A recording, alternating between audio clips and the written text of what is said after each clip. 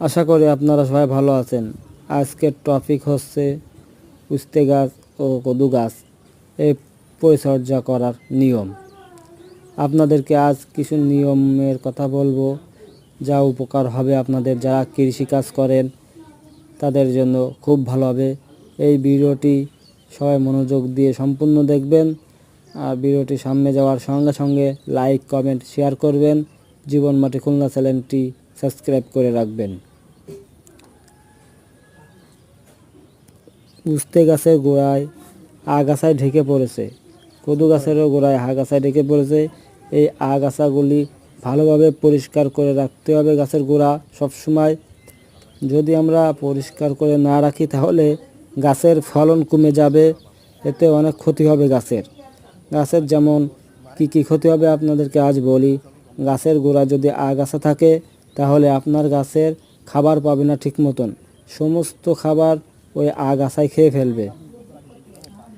আর দ্বিতীয় নম্বর টপিক, আপনারা গাছের গোড়া যদি পরিষ্কার না থাকে তাহলে ভাইরাস লাগার সম্ভাবনা থাকে। ভাইরাস লেগে গেলে আপনাদের সমস্ত গাছ মারা যাওয়ার আশঙ্কা থাকে।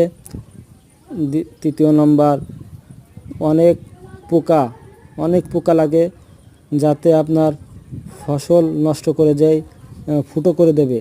ফল যদি দাঁড়ায় গাছে তা দেখবেন ফুটো করে দিয়েছে, ফুটো হয়ে গেলে গা থেকে কষ ঝরে, ফসল নষ্ট হয়ে যায়।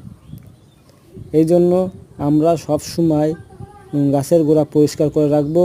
আর সার দেওয়ার আগে আমরা ভালোভাবে পরিষ্কার করে গাছের গোড়ার 1 বিঘে দূর থেকে সার দেব ভালোভাবে।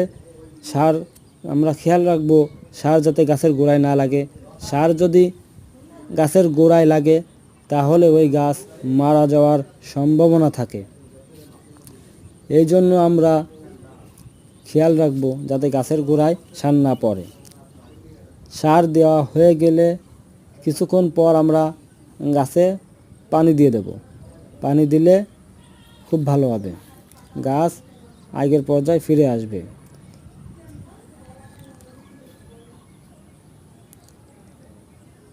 আর গাছে ফলন আসার পর আমরা কিছু স্প্রে করে দেব যাতে পোকামাকড় এসে আক্রমণ না করতে পারে। যেরকম ওয়ান্ডার একটি নামে ওষুধ আছে, ওই ওয়ান্ডার ওষুধ আমরা ফসলে স্প্রে করে দেব, তাহলে দেখবেন ফসলে কোনো পোক লাগবে না, ভালো ফলন পাবেন। আশা করি আপনারা এই টপিকটি খেয়াল করলে।